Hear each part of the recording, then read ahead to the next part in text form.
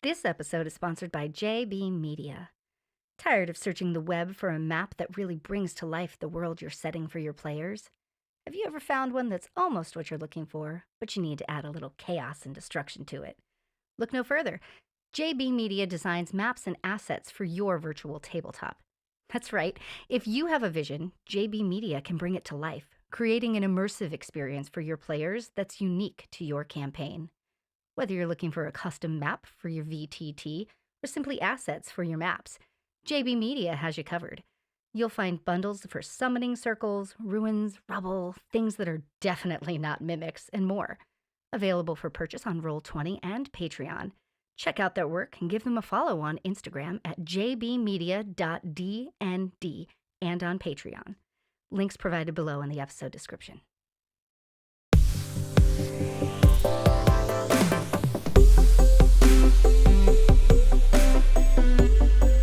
Hey, all you wicked cool kids! Thanks for joining us. I'm Kristin, and if this is your first time with us, we are super excited to have you. And if you've decided to come back for more, we're happy you're enjoying it. Regardless, we appreciate you being here. In one of our earlier episodes, I confessed that every time I try to make a character that is, without a doubt, absolutely not me, I always wind up finding pieces of me along the way. It's been interesting to me, and it feels a little like the age-old which came first, the chicken or the egg conundrum. Am I finding bits of myself in these characters, or am I unintentionally inserting myself into them despite me trying not to? I'm actually pretty excited to dive into this topic. Today, joining me, I have Jason, Joe, and Lee. Say hello, fellas. Hello, fellas.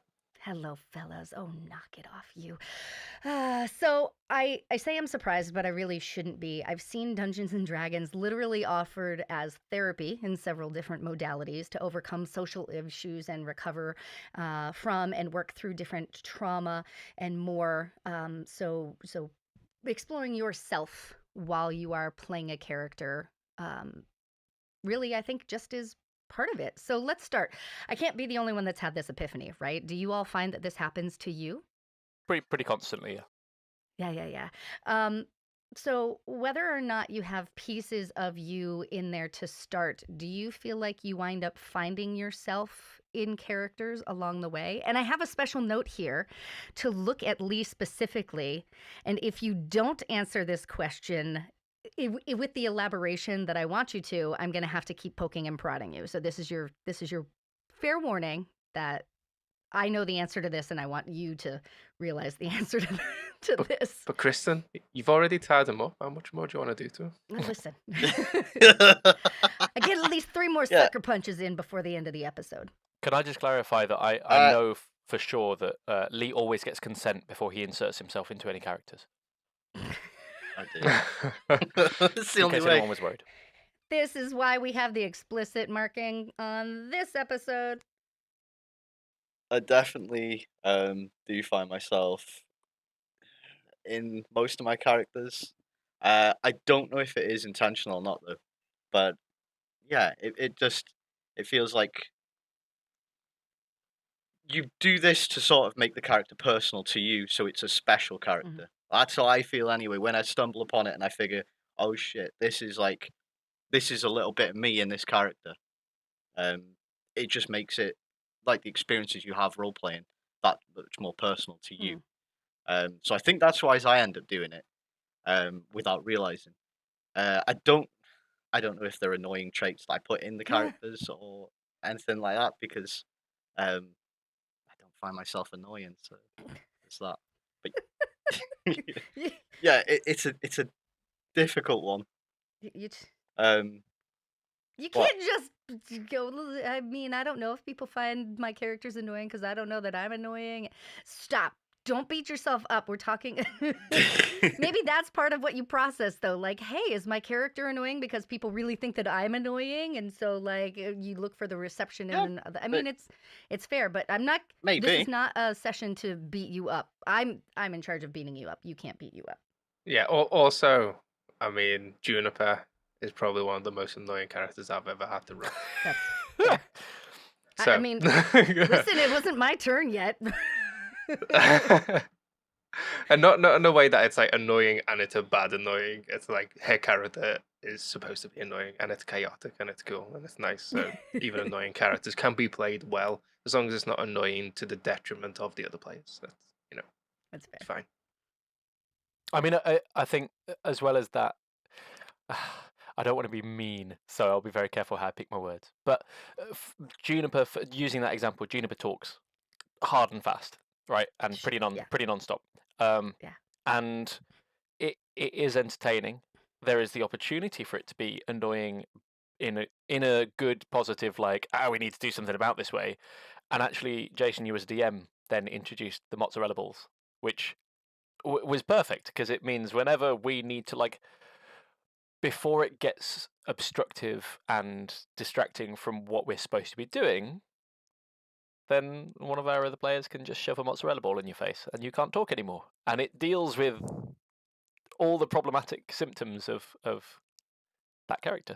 It helps with situations as well because like, we need to be quiet, and Juniper can't be quiet for long Okay, periods well, of time. So here's a mozzarella ball to keep her we've mouth Gives- shut for, gives for away at all- least half an hour. this whole episode on its head, turned it around. It's like 2 friggin' It's all sessions gotta go into it. progress as characters. If you want to kill off Juniper, you got plenty of ways to do it, all right? No.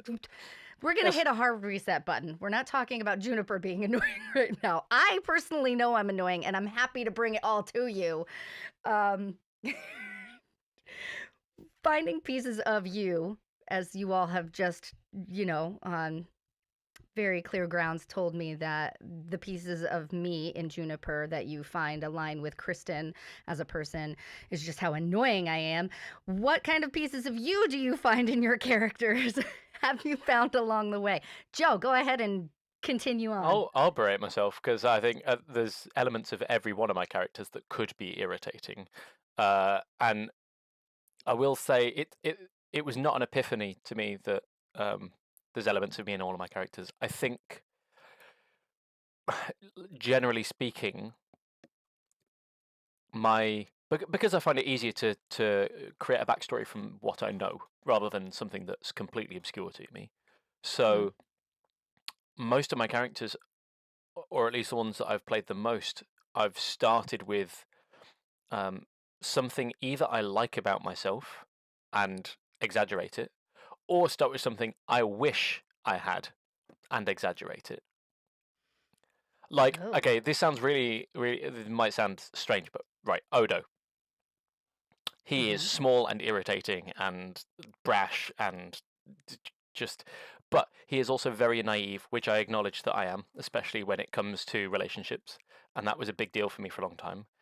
And he, on the flip side of that, is full of just brazen confidence because of his naivety, which I don't have, and I lent on the dichotomy of that, like, naivety that I see in myself, and I wish I could react differently to my own naivety or bend it a little bit to my will. And Odo was born, and I do that kind of thing with almost all of my characters. I think I always have elements that I know, yeah, this is a little bit me, and then insert things that are like, this is polar opposite to me, and I wish it was. I'm not going to say I always wish it was a bit me, because then Scratch becomes problematic. But I insert elements that are not like me. Let's just leave it at that. But so you go from instead of learning from your character, you put what you want into the character in order to benefit from the experience, in order to make it part of your reality going forward, rather than starting a character with no kind of idea what they're going to be like, or completely different, and then learning bits about yourself with that character. I think it's a bit of both. I'm a creature of habit, and comfort is important to me, and I don't like going into something completely unknown. Like if you said to me, "Hey, come meet me at 10 o'clock," I would spend until 10 o'clock worrying about who was going to be there, where we were going, what we were going to be doing, and all that business. I like the known aspects of life. So inserting some known quantities into characters is important to me, because otherwise I just won't be able to engage with them, and they'll. I think that that's fair. Sometimes adding a bit of yourself to a character can make playing them more comfortable. I think especially in a situation where it can be uncomfortable. Like, for me, it would be like Miranda right? Miranda, anybody listening who does not have the absolute pleasure of knowing Miranda, she's a bitch. And while I often will say that I'm not really. I mean, not when it comes down to it. I don't think I am. And if there are little bits of me in her, like the bit of me in her is how overprotective she is of her family, especially her brother. And she will do anything. And that helps kind of ground me in her. But kind of stretching, I mean, that's something a little different that I'm going to talk about in a second, but when you play something that is a little further outside of you, like how mean and cold and terrible she can be, um, I will often have to check in with fellow players afterwards. And Juniper's going to be that way for me too. I had to do it, like, was she too annoying? Was she too terrible? Like, did I ruin the session for people by trying to bring this character to life? So sometimes having a bit of you in that can help. But I mean, Jason, so what about you? I think it's interesting that Joe intentionally takes pieces of himself to put in there, whereas I think when we talked about first characters, I said I tried to make this character that was not me because I know how much I like to talk and I get excited and I wanted her to be back and I didn't want her to be the leader and I still wound up finding pieces of me inside of her anyway. What about you? How do you do it? Go about it. I was hoping that I'd be able to just like fly under the Yeah, wing. I know. You and not do diverted. the I came back. I found you. I don't know. A lot of my characters have a strong sense of justice and morality in them, and I feel like that very much comes from me personally because I have very similar a moral compass and strive for justice within reality. So that definitely influences all of my characters. I don't think there's a character I've made that looks upon a situation that's unfair and will go onto the side that's winning. They'll always stand up for the sort of the small dog in the fight as long as it's justified to do so. That's very much me influencing how most of my characters are portrayed. I don't think there's a lot that my characters that has gone the other way around that I found out from playing my characters. Rarely that I didn't already know about myself that came to fruition, which is why I was kind of wanting to avoid the question because I don't think I can relate to a lot of you guys where you learn a bit of yourselves unless you guys have seen from playing with me the opposite in any situation. You know what, though? I feel like that's a hard question for me to ask because you're normally running my games. Yeah. Maybe it's because I run all the NPCs and stuff like that. A lot of them are sort of That's true. pieces of me that I lean up against anyway. So that's how I play my characters Yep. using knowledge and experience I already have, and getting it the other way around is just not something I can get from it because I'm always creating the character to be a certain way rather than learning from the character. Interesting. So when I was just talking about Miranda and the pieces of me that help kind of ground me when I'm playing an abrasive character, actually the list of abrasive characters I have is growing. As I was thinking, oh, it's just Miranda. Nope, it's Juniper. Nope, it's Winter. Like it's just, anyway.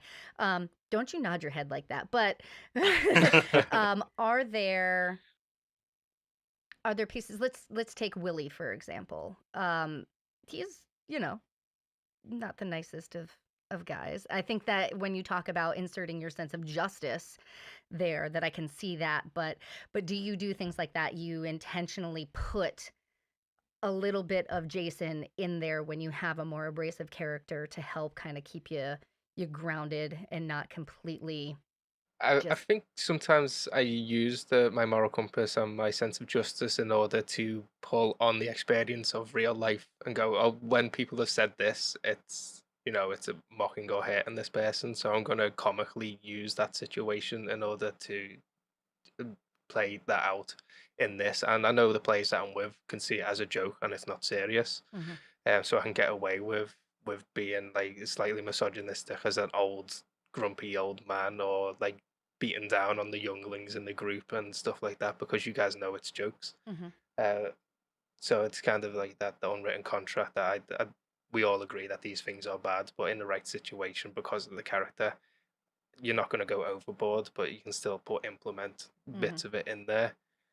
Because in real life, as someone said that, I'd probably, feel that moral compass or that sense of justice pull on me to say something. So I know saying those in games comically can sort of lean towards the character, Yeah. but in the sense of actually being mean, I don't think I'm. No. It's not something I've learned from my characters. Like, oh, I'm actually a really mean person in real life because my characters are being mean.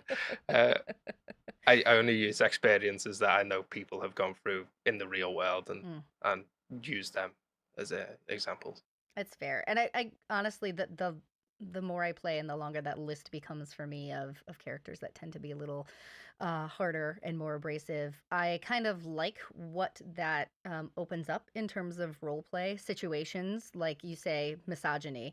If you have a character like Willie who will make those kind of comments, to see what the other players do around that, I think is really interesting. All right, so what about the other two of you, Lee and Joe? Do you have a character that you feel is a little abrasive that maybe you've inserted intentionally a little bit of yourself to keep you grounded and focused? Or have you played a character where at the end of the session you're like, oh my God, does everybody hate me because because of who I am when I'm playing this character? Or is that just me, being who I am? I think the only character that I've made so far would be Sam, where I don't think people are gonna enjoy him with how he is, because he's not. I made him intentionally to be quite different to how I normally play a character, because I like to play characters who are super friendly, helpful, and supportive. And I thought, well, this time I'll try something different. Whereas he's in it for himself. It doesn't matter if who he pushes out of the way or has to step over to get his way, as long as he gets what he wants. So end goal is what he's after. So that's the only character I'm playing with, which I'm worried about, because it's a struggle. Like, I don't know if you guys find it, but it's a struggle for me to play someone who has that sort of mentality. Like, Putting I their foot try down and and being mean and yeah, being decisive yeah, in the so moments. Yeah, because it's just not completely giving, like against your nature as like kind of a people yeah, pleaser and wanting to help people. Playing a character like that for you is just difficult.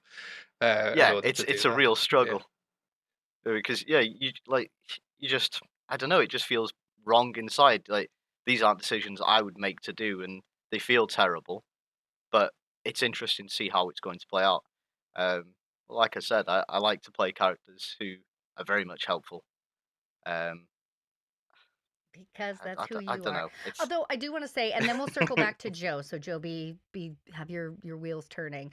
I do want to say that in playing with you, Lee, for the amount of time that I have at this point, the reason why I put in parentheses on my sheet Lee specifically is because I've watched you change as a person and become more confident in yourself, more assertive in yourself. And I 100% credit that to you being able to explore that and those boundaries through in D&D. D&D. And I Yeah, mean, you got it's some definitely give cheerleaders me a. behind you too, like, yeah, you can be a dick, it's fine, just stand up for yourself. Yeah, I mean, yeah, it probably is the confidence I've gained since playing and exploring through D&D. It probably is largely down to that, but again, I feel like it's more the people that I surround myself with. If you have people that are supporting you and saying, look, you are doing well with things, like, you're not shit at stuff, and supporting you and encourage you, giving you advice, and not just slating you down. When you ask somebody, how can I improve of this, and they just they give you like good advice on to work on, and not just, well, you shit and you're bad at that, so what's the Go to point? different people for Yeah, advice if they're like, man, yeah, this is shit. it makes a massive difference. So That's yeah, fair, but also there is like that. practice makes perfect too, right? And if you are actively practicing being an assertive person in a game, when real life happens and you're presented with a situation like that, it's going to come a little more naturally because you've already had practice with that. I'll take the spotlight off of you for a second. You're still tied up though. You can't go anywhere. Joe, You can your breathe again turn. now in a second. Yeah, it was interesting hearing Lee talk about the kinds of characters he plays, and I thought I would just open up my D&D Beyond and have a look at the characters that I have created over the last year or two, just over a year. And it occurs to me that the most sort of towards neutral even that I've created or played has been Scratch. And even his background was black market dealings, but and he's entirely self-serving. Like he's helpful only so that he stays alive, but he'll help others if that serves that grand purpose. But he's about as bad as it gets for me, and I hadn't really contemplated that before. So maybe I need to create someone that's a little more on the chaotic evil side and Do it. Yeah. Yeah, do it. Maybe someone should run an evil campaign. Yeah. I think would Kristin love should that. do it. I say that, and then I think I'd be a little nervous about if I was good, what that would if I was good at being evil, what that would say about me as a person. So Would maybe it not not. just, I give it in my case, highlight those situations and go, I know this is bad, which is the reason why I'm doing it, because I am aware of how bad this would be Yeah. if this was to happen in real life. But I think the character that, if I look at one character who I think might be, I don't know about irritating or annoying is the right word, definitely frustrating to other characters, it would be Hurrah, probably. Just because he's very slow and mindful, and I don't know about mindful because I don't know how many lines he says, but I was literally before when I don't remember what question I asked. He came into my brain and I was like, he's literally like that person that leaves you on red, or when you got those 3 little dots that like they're typing. I feel like you created your character in Jason's campaign, Juniper, specifically as a counter for Hurrah, because they're almost polar opposites in terms of the vocal aspect. They are almost polar opposites. Juniper and Hurrah, she is very fast paced and constantly going, and says stuff that's relevant, but also stuff that's completely off topic. Whereas Hurrah, I mean, I've compared him to a tree ant. He only says what needs to be said, and even in his current party of characters who aren't hyper focused and hyperactive, that's too slow for them. But that's who he is. If you wait, you'll find good information. Mind you, his intelligence is only 8, so maybe you won't find good information. But he tries. Could you imagine a world where Hurrah and Juniper met? Well, it would be a very one-sided conversation. It would just be Right. Juniper. Like, no one would even know. Hurrah entered the world appearing like a rock, so it would just be Juniper sitting on a rock. Let's be honest. I also feel like it would frustrate her to the point where it'd be like putting a bag of holding inside of another bag of holding and just the world would explode. But moving on, is there a character that you have played to specifically highlight a side of your personality that doesn't always get the spotlight? So you made it the main focus. Yes. Okay. Yeah. And then And no, I mean, I already said it. Odo, right? His naivety, backed up by brash confidence, and which made him able to go into groups of people that he didn't know and be socially interactive and go and do things without really questioning how or why those things were going to be done. And those are things I struggle with, and those are things that I definitely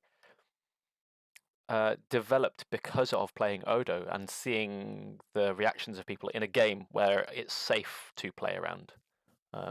It's not like it's a full-on transformation of now I'm a super confident human being, but it definitely helped to go through that process in a safe environment.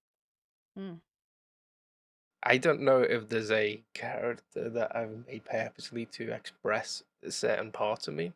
I feel like that goes back to the morality and the sort of strive for justice kind of thing, which is in all of my characters.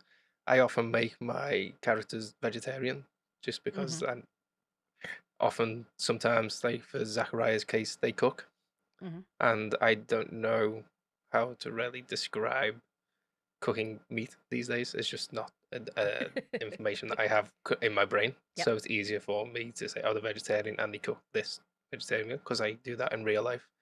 So only pulling on previous experiences so I can then confidently portray them in the character. But yeah, other than the sense of justice and moral compasses, I don't make characters specifically. Maybe Shay was close in terms of some of the stuff that he'd do and say.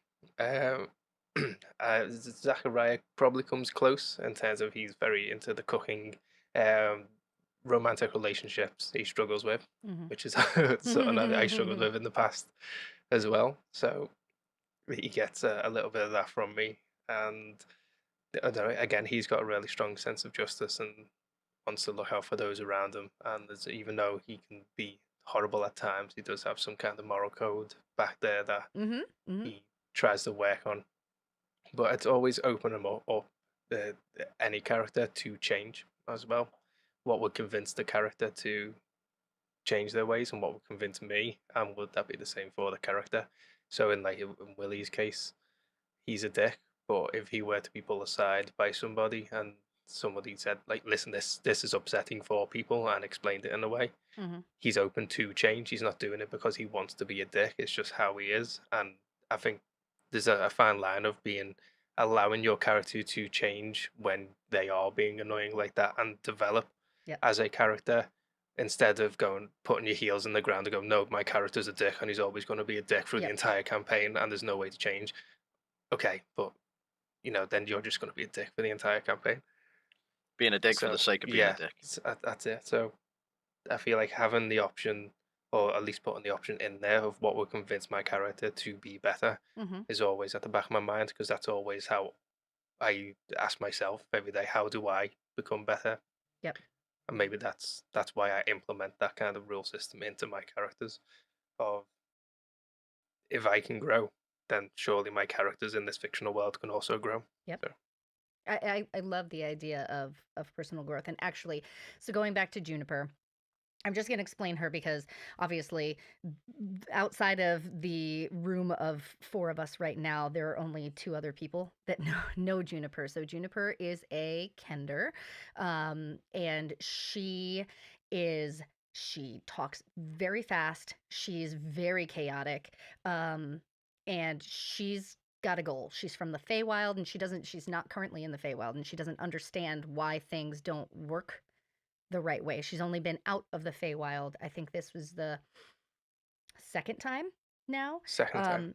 And everything is unfamiliar to her, and everything moves at a different pace. And so she doesn't think that she's moving and talking so quickly. She's just used to that because that's what she's used to in the world that she comes from, right? But she is very much so obnoxious.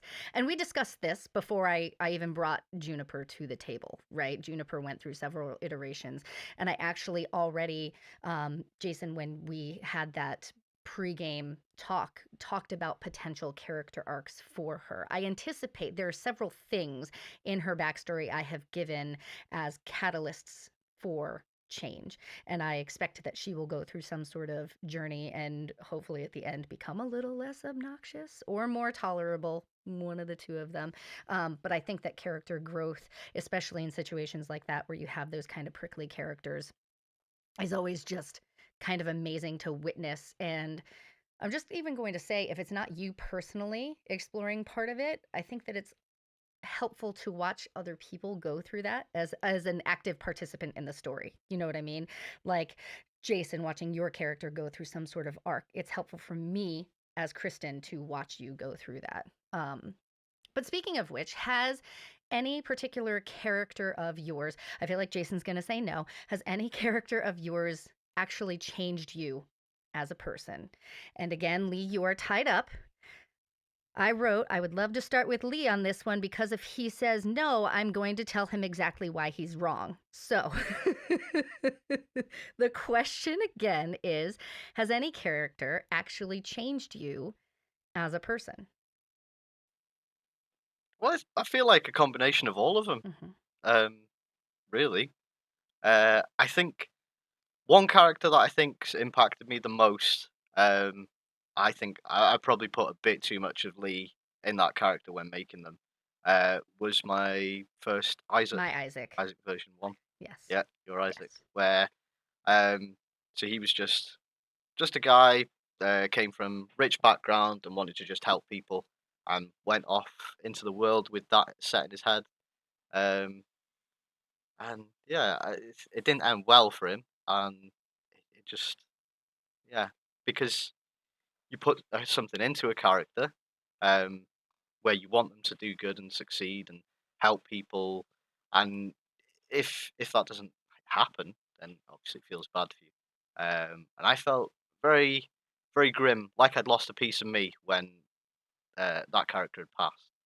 Um, so yeah, I feel like that sort of helped me in a way. You like with him, knowing that it's okay to try with things. Mm.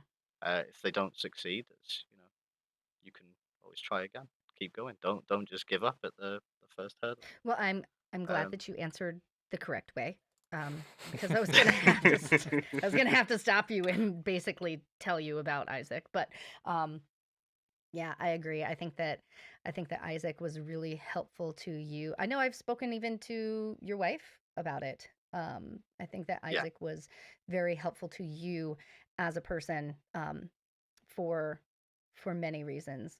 Um, yeah.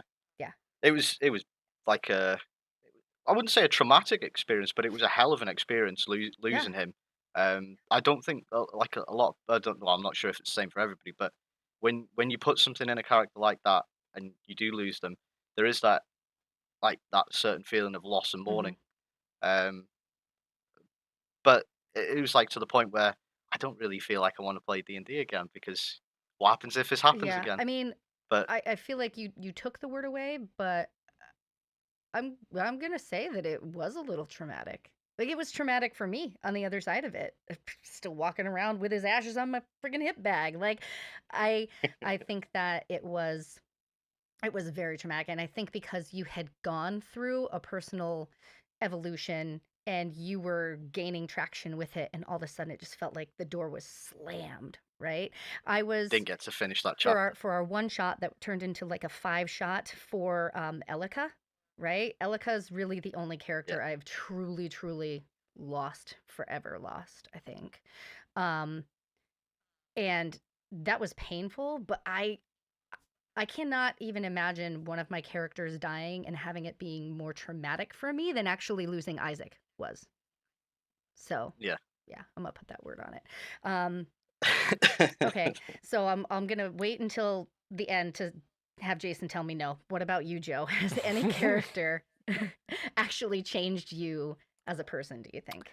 I mean, you Um, kind of said a little bit with Odo, but yeah, I think it permanently any one character probably not. I think as Lee alluded to, yes, playing D&D and other tabletop games, and exploring different characters and different scenarios with, especially with new people, has definitely changed me, mhm, and has helped me to evaluate myself and others around me and so on. So there's yes, it has, and creating different characters like a because it's unlike most other games that people play, right? You pick up a board game, yeah, you might want to play a fun new board game that you buy at the shop, but you choose a character from a set list, mm, Professor Plum yep, or what Colonel Custard, and they are and there you are not really them, you're just adopting their name to finish the game.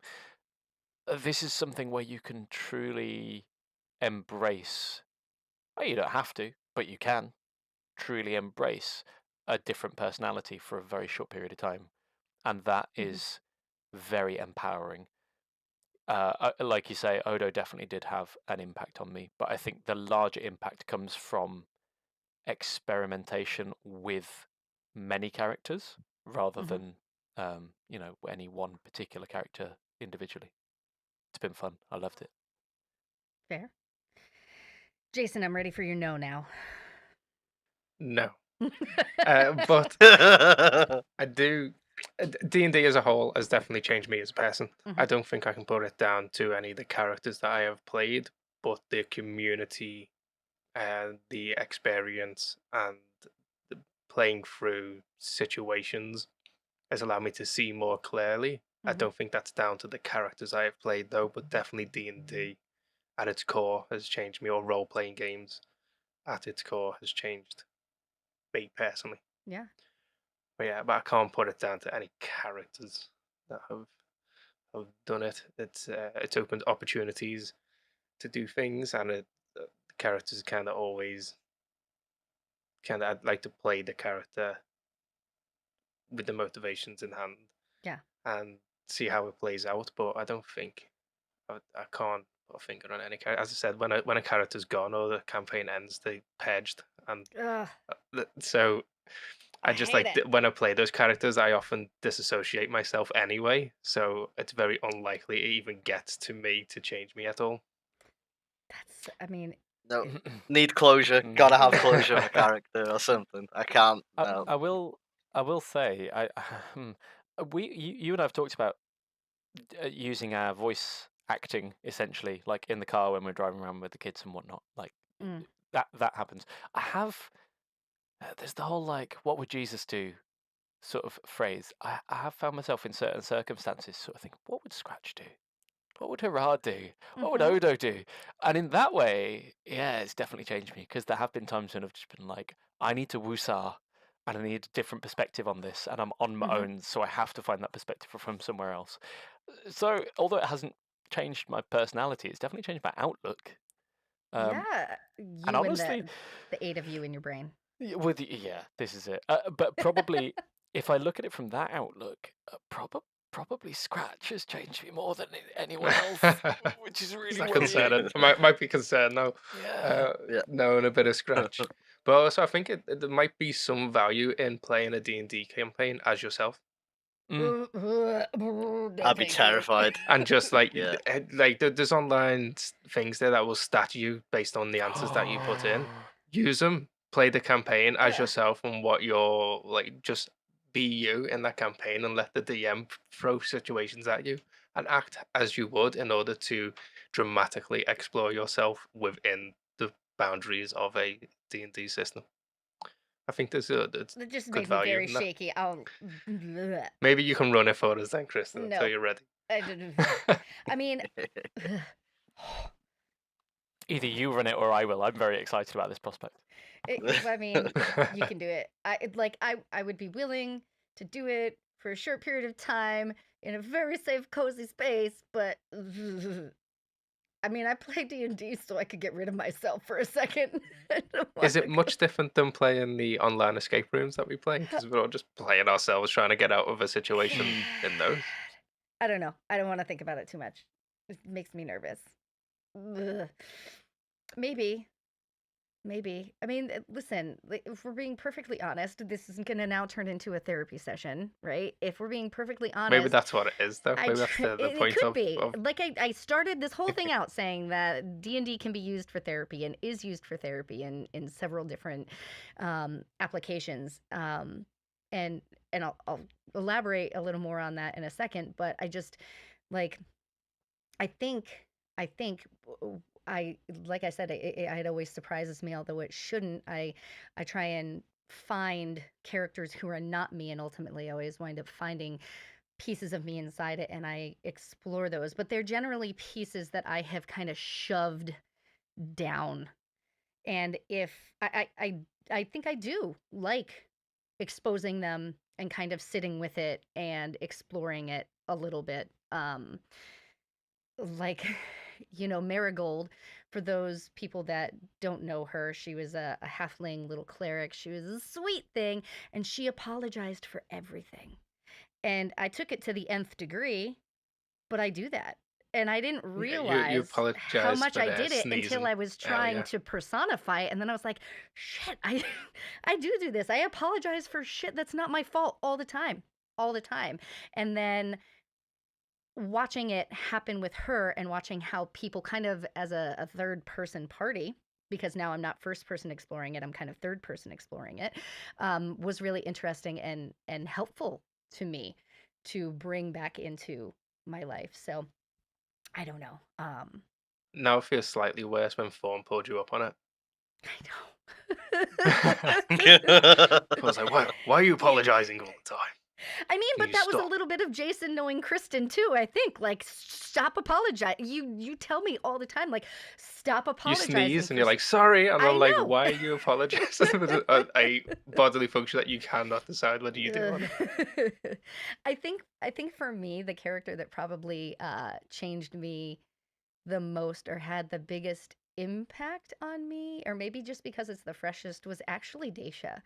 Um, and I've said it before because I was going through some personal stuff at the time, and she just so happened to go through pretty similar personal things at the same time.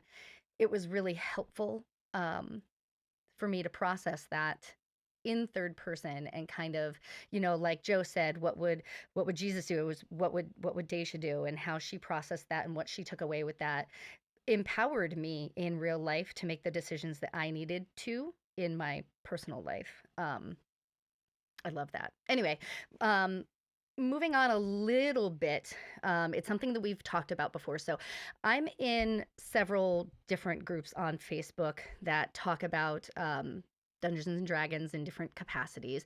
And they often, the very common theme I'll see is that people are able to explore themselves in a safe environment, which we've talked about. And I love the idea, but I see stories of people who've realized that they're in toxic relationships and then get the strength to leave, or people who realized that they were not the sexual orientation that they'd been living the entire life, up until that point, or even so far as people realizing that they identify as a different gender than they were born as because a cis male was role playing as a woman and then decided this actually feels more comfortable for me. Um, and respecting that this is a very sensitive topic potentially. I'd still love to discuss it a little bit because I've been asked as a woman several times if as a man it would be okay to role play as a female character. And I've even said on the flip side, I don't see anybody ever taking issue with a female role playing as a male character. And while I personally find no offense in it as long as it's done respectfully, um, I know that I've been asked several times, and I think maybe I've seen all of you play a female character before. I've definitely played a female character before, I think. and I feel like if you're going to be a dick with like an opposite gender, you're going to be a dick anyway. I don't think No it's- matter what. Yeah, Yeah, I played the what was it? The American annoying lady, wasn't it? You're more of a High dick school. because you're making fun of me for being American. But anyway. Yeah, the American tween who didn't like Oh my most people's fashion God. sense. Just wait until Oh my God, look at her Brother hears hair. about this. Yep, that one. Yeah, that was great. Yeah, I have not yet played a female character. However, I personally always refer to Elo as a they Mm-hmm. because I don't know yet. I like genuinely. Yeah, They don't know. I get that. A lot of my characters are open sexually. Like Zachariah is definitely not straight Mm-hmm. by any means. He's definitely like fluid between whatever. He's very much into personal appearance and Mm-hmm. looking after himself and being quite pretty and presentable, but also is pretty interested in girls, even though he takes a more feminine appearance and approach to life. Mm-hmm. But I don't know. I don't think playing those kind of characters maybe they also are um, in the background, just you experimenting to see if you could play that character and if it feels natural at all as well. Mm-hmm. Yeah, I will say I sort of had. I don't know. It might sound a bit odd, but I sort of had burnout. I think just being masculine, and while I did not necessarily, when I created Elo, I did not set out to create any. I had absolutely nothing in mind. I knew the race that I wanted them to be, and I had some ideas for their backstory, but gender and sexuality just never came into it. And then by the time we started the game, I realized it still hadn't really. Like, I designed the token for in Hero Forge for Jason to use, but that I'd kept fairly ambiguous. They're a monk, so clothing was fairly simple. I've given them purple wings, but I mean, they're fairy, so bright coloured wings, whatever. And yeah, the voice I use is sort of fairly high pitched and rapid, but again, that was more a product of the fact that they are small rather than because of their, and that it was a weird relief to not. I think there's a certain.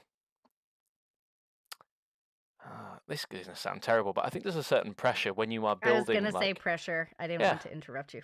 Yeah. Especially when you build, if you are setting out to build a male character, there are certain elements that I feel are sort of expected. And not that I set out to deliberately kind of embody masculinity in all of my characters, but at the same time, it felt very. I've only been playing for a year as it is, and it felt a bit weird.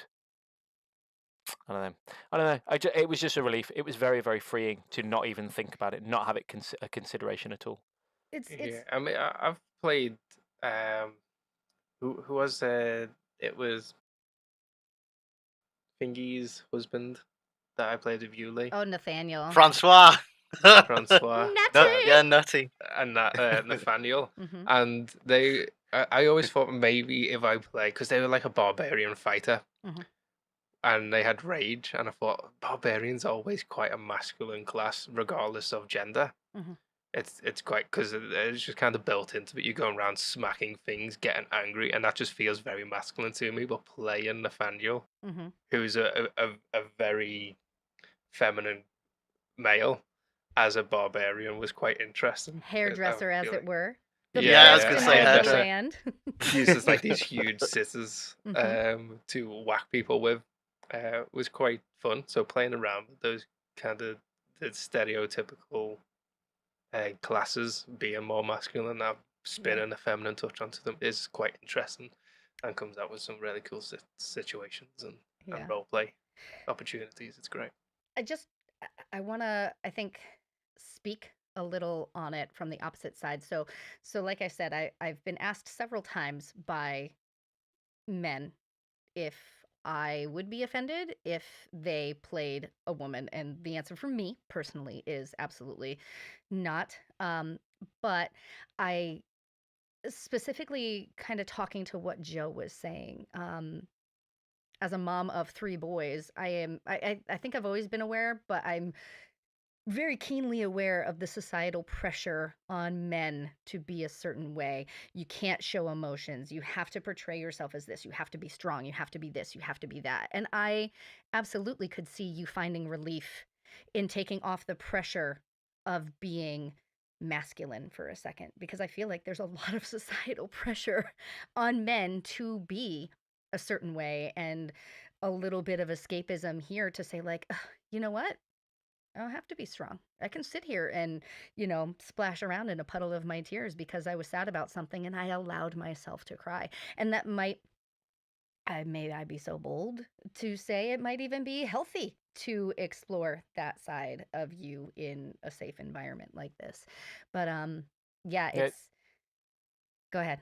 It was just interesting because I agree with what you're saying, but it's interesting because I feel like I am actually quite in touch with who I am and what makes my emotions, and I don't really care what people think of me. But at the same time, there are those outward pressures of, I feel like I have to explain myself. I have no issue crying. I encourage my kids to cry with me, and we talk through the healthy parts of those situations. But that's, I think, the point. I feel like I have to talk through it and explain myself to people, or just not necessarily excuse it, but it's showing emotions and so on. I'm fine with it. I don't mind telling people about it, but it seems like I have to explain it away, and that's weird. And going into something like D&D in the safe space, like you say, just having the freedom to, no one's going to ask any questions. Do what you like. No one's going to Yeah, question it. because your character's your character, and I think we Mhm. all accept from the go that you're just going to play your character, and Yep. we're not going to question if your character gets over emotional. Because like, cool, that's a cool role play. They're doing what their character would do in this Mhm. situation, and we have no questions. And I feel like it's hard because when you come back to reality, there is that judgment from external sources, which is horrible.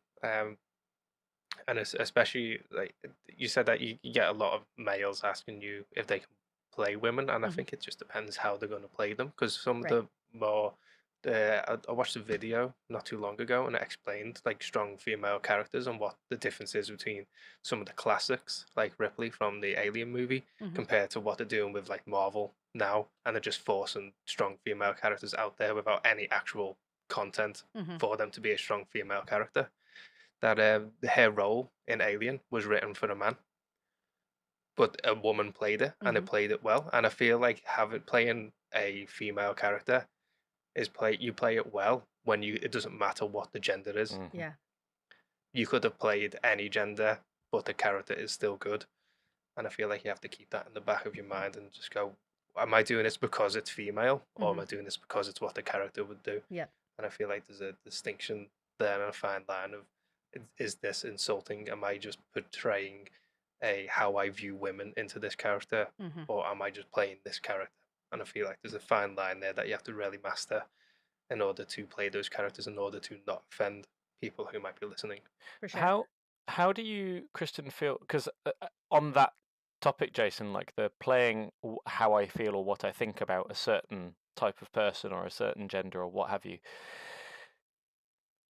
We the three of us, Jason, myself, and Lee, will have no question or doubt about overplaying a man and really digging deep into a stereotypical, Yeah, like, very egocentric like. But how would you feel if we did the same thing with a female character? Would it still be okay if we were It's exploring the stereotype and the Mhm. trope? Honestly, I think it's a weird question because for me, playing with the three of you, I know you guys aren't being dicks about it. I know Hmm. that you would be doing something constructive with it and trying to explore it, right? Versus I will not name, but I can think of other people in my life who would do it just to be a jerk about it. Mm. And that is not okay. there's a phrase that came by recently is that comedians that do jokes on maybe a darker humor, have an unwritten contract that usually they have either experienced it or openly speak out against something that they make jokes up against. Mhm. So they have this unwritten public contract of I'm going to make these jokes, but everybody kind of knows from my prior world out there and who I am that I don't actually stand for this stuff. I'm taking it in hyperbole. Yeah. So you have to have that contract with your players, and kind of have to know you well enough to know that if you do play a role like that, it is for comedic effect or to play a specific character, whether it's based on a TV show character or something along those lines. That you're not doing it simply just to cause harm to somebody. I feel like there's a little bit of hypocrisy though in that because I feel like none of the men that I know would even question it if I did that and I played the stereotypical egocentric uber masculine. I feel like nobody would question it, whereas people might question it if you did the same with a woman. So I guess what I would say is if it doesn't even matter what you assume the gender of the people at your table are, having the conversation, if you're going to do anything really kind of potentially over exaggerated like that, that could be harmful because you don't even know people's situations. That the instance that came up in my brain when you asked me that, Joe, is like, okay, well, maybe you have a female figure in your life, like a mom or a grandma or an aunt, and you want to explore that and see what potential kind of character arc that is and explore how that affects other people, to even test the waters like, oh, I know how this affected me as a human being. I want to see how portraying this affects other people. and then have that kind of character arc for yourself. And I could even see that being cathartic and healing in a way, like you're taking things that hurt you as a person and healing them through changing that person. So Yeah, I feel it becomes very philosophical at that point, though. It's like there's a whole history of women being degraded. mhm. So playing a woman and degrading them in a game is a lot more impactful if you're a male doing that than if a woman were to degrade a male, because we've always, That's fair. like, it's always been the hierarchy of history throughout, like, well, up until most recently, it's been the most rights women have ever had throughout the majority of history in today. So there's a whole history you have to take into account there that you have to know and understand before you making a step up and make a character like that, I think. That's fair. I think the hardest thing for me kind of around this topic is in portraying a strong female character. And before you're like, well, wait a minute, you obviously don't have a problem portraying it, is that it's always, and it's true in my real life. I feel like I'm a pretty strong presence. um, if you get angry, if you are forceful, if you are even decisive, a lot of times you are just a bitch. And several other very colorful words. And playing that while not just automatically catching the bitch tag is hard. You know, Miranda's a great example of that, although she does lean very much sort towards bitch. Atuza would be a good example of that. Atuza would be a good example of that. She's a very strong, outspoken, feminine presence and speaks her mind. Whereas if she was a man, I don't think that she would catch that bitch tag, but she definitely does as a woman from time to time. Yeah, I mean, I've played with Tusa with Willie though, and although I know that's how she may be perceived, I never play Willie, even though he is comically sometimes misogynistic. Mhm. Never pulls up on you being a strong, independent kind of No. female character, because I know that's a stigma there, and it's understanding those boundaries. Yeah. I think within this community, especially from the males that I've interacted with, especially Lee and Joe here, we'd like to put the women up on pedestals and go, you be you and do what you like, because Yeah. we're here as males with the authority amongst other males to say you can leave her alone because we Mhm. support what she's doing. Yeah. And I feel like having a community that does that really helps as well, which is partly yours and Lee's fault that this whole community. Fault. I say fault, but I said that like it was negative, but it's not. It's like it's a reason It's why your this community fault, is Lee. so great. Is so great with the people in it. Is that Yeah. there's very few people at all that we've had any kind of problems with Yeah. within that regard and disrespecting women that way. And I feel like any of us here would pull people up if they were being massively disrespectful to women For sure. in such a way. So And you said it yourself, Kristen, as well. Like you keep using the phrase "it's worth having that conversation." It's important to remember that most of these sessions, for most people, will happen in a private space between a small group of people Mhm. who can have that discussion in session 0, but also throughout the games. You can break the fourth wall and say, "Hey, that wasn't cool," and here's Yeah. why.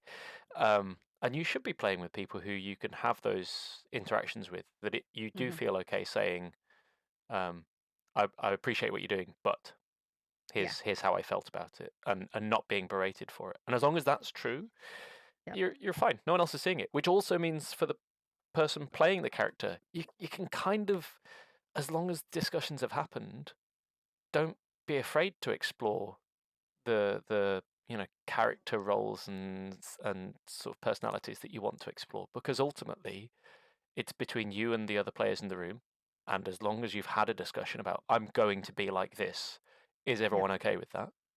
You should go for it. As long as people Yeah. know where the stop button is, then Yeah. you're safe. yeah, and if people do want to stop it, I mean, I as a DM would be totally open for someone to come to me with the problem, and then I will pass it off as if I have noticed it if they don't want to be kind of break any kind of relationship barriers. As the DM, I feel like that's your responsibility to go, this was a problematic, and I think it's problematic. So could you stop or reduce this and just bring it down a notch? Yeah. Just simply, I don't want to offend any of the other players, and I'm seeing a problem and a pattern occurring here, and I don't want it to continue going on. And I feel like players should be able to approach their DMs in that situation, because you do accept that responsibility when you do become a DM and run these kind of games, that you have to kind of maintain that the level of integrity within your games. Yeah. I agree. I am lucky. I think we are lucky enough to have found and created, but found a safe space because, especially since COVID happened, a lot of people were trying to find groups online of people that they didn't know. That's how I met Lee. He was a rando. He was a rando who has turned into one of my favorite randos who is no longer a rando in the entire world. So, it's different than the very beginning of our D&D relationship together, feeling safe, maybe not so much, but now, absolutely. I feel like I could explore whatever I wanted to explore amongst the community that we have at this point. All right, well, friends, thank you for nerding out with me today. I just love what a gift this game it can be for people. Finding friends, growing into a family like we have has been amazing for me. I hope that everyone who plays is able to find what we found within it. But being able to find your true self can be an invaluable treasure as well. I consider myself really lucky to have experienced both of these things, and I hope that every single one of you out there gets to experience it as well. From all of us, thank you so much for listening. Stay cool, and remember, if you can't be cool, be wicked. Until next time, thank you. Bye. Bye. Oi! Wherever you found us today, don't forget to like and subscribe for more great content, and if you want to find out more about what we do, how to support us, pick up some merch and find links to our friends like JB Media, visit us at wickedcoolkids.co.uk.